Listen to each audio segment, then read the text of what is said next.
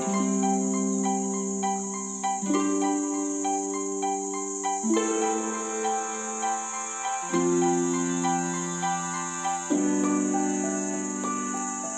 the last 200 years, Nederburg was blessed with strong personalities, which shaped the story of this wonderful wine estate.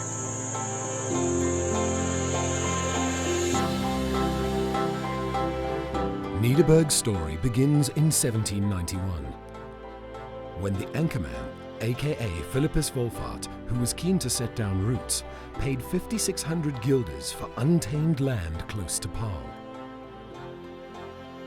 A visionary and a man of courage, he had to create an infrastructure from scratch, establishing a sturdy foundation from which to build a fine name in wine.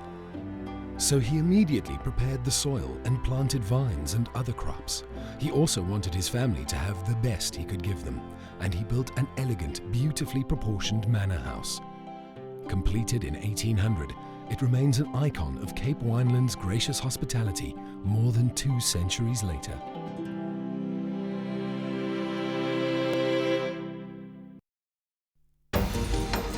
He proved to be something of a wine master, as by 1808 he was producing 40 litres of wine, 23,280 litres a year. When he sold the property to the Retief family in 1810, it had evolved into a well-run farm with extensive vineyards and a cellar. It remained in this family for more than 70 years. From the late 19th century till shortly before World War II, it changed hands several times before it was bought by Johann Grau in 1937. The perfect brewmaster, Grau was a man of many talents. He was not only a viticulturalist, but also a tea specialist, and had substantial knowledge of beer making as a former director of a major brewery in his native Germany. He understood beverages and flavor, and he knew that to achieve optimal results, you had to start with the best quality ingredients.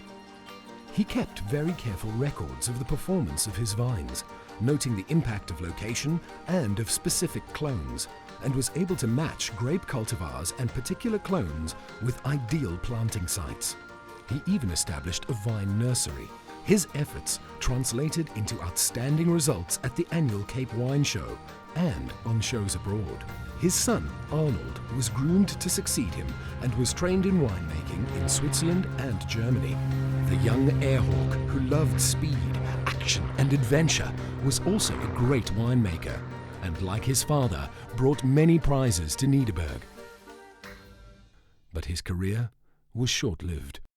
He was tragically killed at just 29 in a light aircraft crash.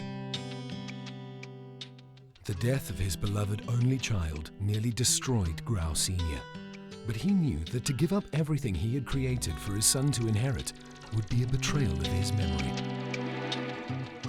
He looked to Germany once again for a winemaker and found him in Günther Brusel, who had studied at the famous Weinsberg Institute and came from a long line of coopers. From the start, Günther showed he was his own man, always putting quality ahead of office politics. As a junior assistant, when told to age a Cabernet Sauvignon in barrels that he believed were not up to standard, he refused to do so. He thought he'd be fired, but he was soon promoted. A gifted and meticulous winemaster, at first light, this motorcycle marvel could be seen surveying the vineyards from his 250cc BSA motorcycle and then checking that the cellar was operating just as he intended. His innovations accelerated Nederburg's award-winning reputation, and whether business executive or baron, it wasn't long before many prominent wine enthusiasts were clamoring to visit the farm. His relationship with Nederburg spanned 33 years until his retirement in 1989. When Razvan Macic was appointed cellarmaster in 2001, he brought with him extensive experience gained in Europe and then in Stellenbosch. He continued the legacy of his winemaster predecessors and soon began garnering trophies, medals, and other accolades. Following in the footsteps of Nederburg's great wine masters, it's a privilege, a pleasure. We feel the responsibility of making those beautiful wines, of which we hope they're proud of. It was considered a privilege to taste the excellence of the Wine Masters Reserve. Never a one-horse man, though, he dazzled with his dexterity to produce a multi-tiered offering to appeal to a broad spectrum of wine lovers all over the world. I am opening the Ingenuity Red Blend 2009. It's my favorite red wine made at Nederburg. Nice. His ingenuity and capacity for creating new and exciting wines have thrilled wine lovers, but his unerring ability to appeal to more popular tastes with lighter options has delighted them too. Nederburg's access to the grapes from the Fair Trade accredited Pupkaalsfontein vineyards near Darling also gives wine lovers the chance for fair selection. A premium is paid for these grapes that workers on the farm channel into projects to enhance their lives, those of their families and community.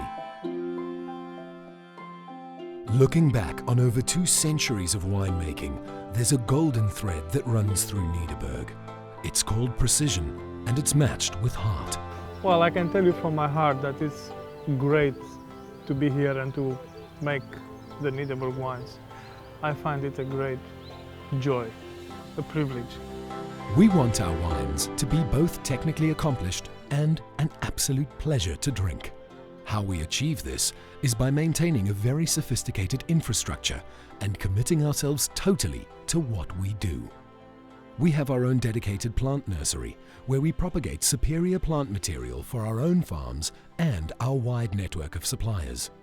We invest extensively in research and share our findings with our long-standing suppliers to promote best practice. This means we have access to top-quality fruit across the Cape. We also have the resources to pioneer new wine-growing areas to ensure we're always ahead. And our sophisticated cellars are equipped to allow us to simultaneously create specialty, exclusive connoisseur wines as well as more popular wines. The wine masters of Nederburg had in common the love for wine, the vineyards and this wonderful place. And this is something that we share with them, of course. Yeah. Cheers to the wine masters. Nederburg, mastering